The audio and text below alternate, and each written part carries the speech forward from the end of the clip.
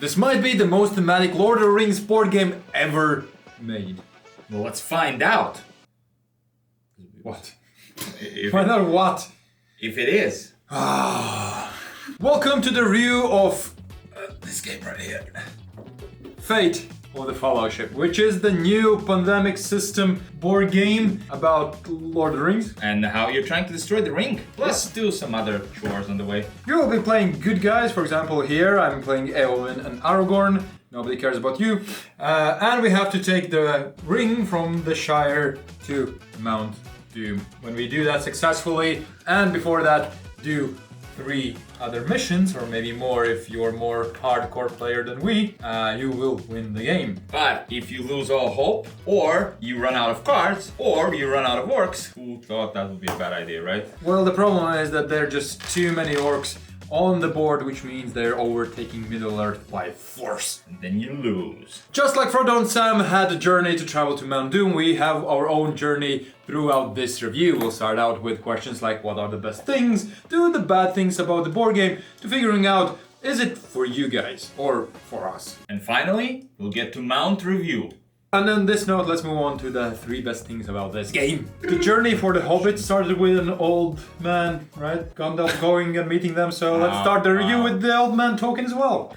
Anyways, this old man thinks that one of the best things in this game is the dice system. So these dice you roll when you fight. You roll these to decide the outcome of a combat. And sometimes it's going to be great for you, but most times it's not going to be great for you. And then there are the other dice, which basically are the search dice. Whenever the bad guys, the Nazguls, are flying around you, you will need to roll a bunch of dice and then see if you lose hope or not hope, That's or maybe terrible. Nazguls will return. What? That's a terrible roll. Yeah, that's a good thing we're not playing.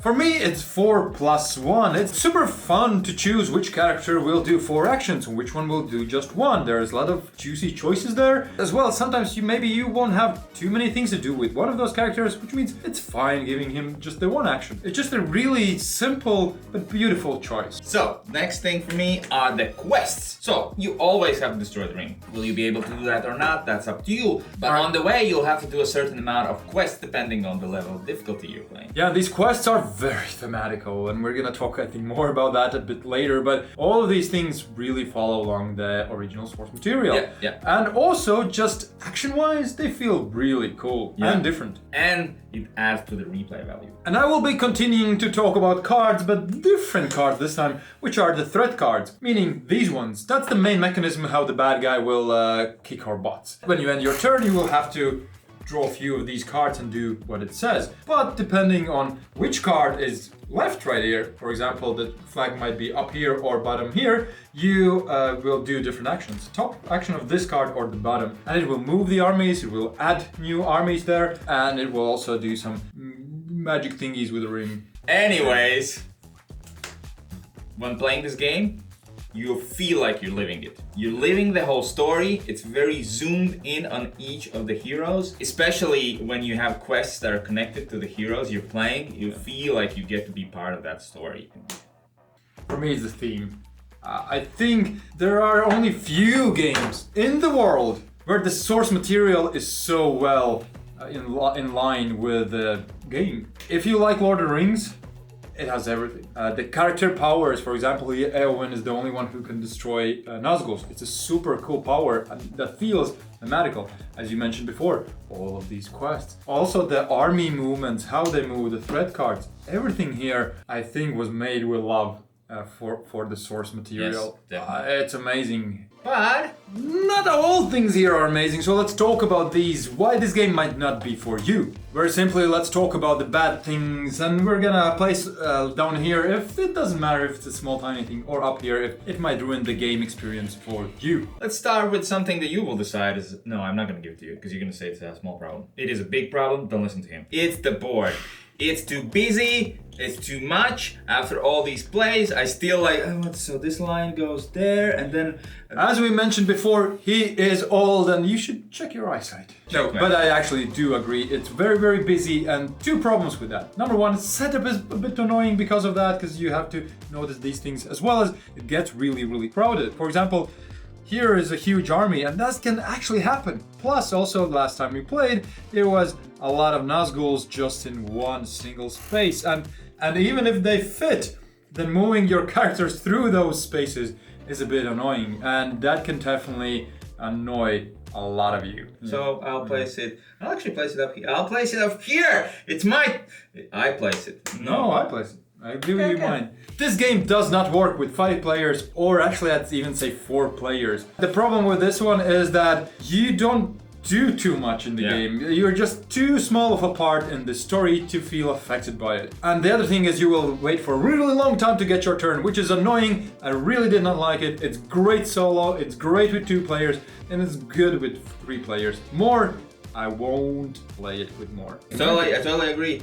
But it's up. It's up. It's definitely below boards, because boards is up. You should have put boards up, so it's more of a problem. It's up there. Fine. You ruined it with the boards. Boards is just big of a problem. Remember I said the dice is one of the coolest things in this game? Yes.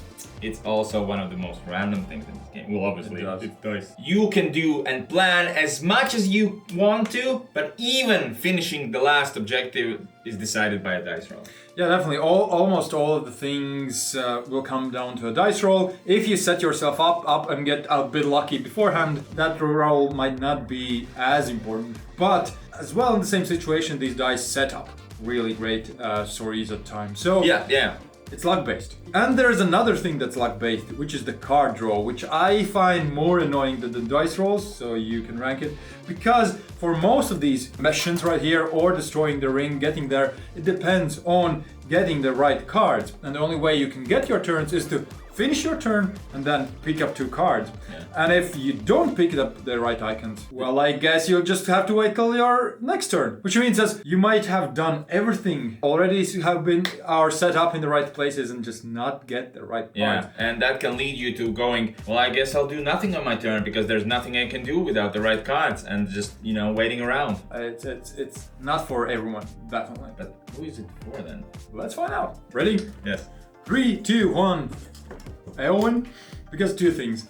She loves Middle-earth, right? She lives there, she would die for it, right? So people who really, really enjoy the theme. And the other thing, she's a tough cookie. This is a tough game, right? If you like the pandemic system, that doesn't necessarily mean you will like the game. I actually would say the other way around. This one is a tough cooperative game. So if you're a Lord of the Rings fan, and if you like tough cooperative board games, I think it's for you. Toughness comes from dose of random, so if you're fine with that as well, yeah. So let's move on to the final ratings to figure out, do we like this game? 3, 2, 1. What do you have there? So there's a scale of our reviews, and I think it's somewhere between these 2 things. It's still that the needle's still moving. For me, I am a sucker for the theme. You know this already, alright? If you have seen almost any of our videos, you know this. Star Wars here.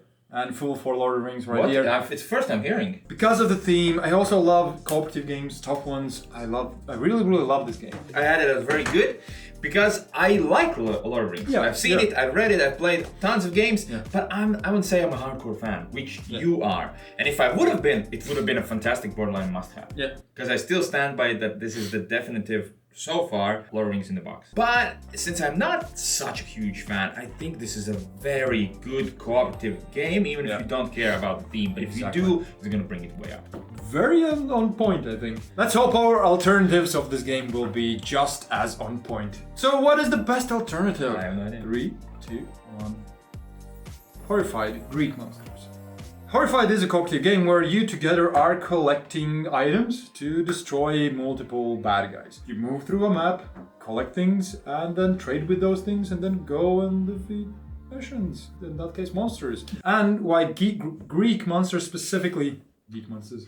We are geek monsters. We're definitely monsters and definitely geek. Because I think the toughness level, original Horrified, is much easier, I feel like. So my best alternative is Star Wars Clone Wars. Of course, it's a Star Wars. Because I had to pick a better theme, so I did. It's based on the same system. So I'll tell you where my alternative loses to this. Remember I said this board is horrible in the review? Well, that board is worse. Not because you can't see anything, because there's nothing to see. It's just black. Well, I know it's space, I get it. So they overcompensate. But yeah, they definitely overcompensated here. But other than that, it also feels very thematic. It also has multiple things you have to do before you get to the end. Thank you for watching the review. That's about it.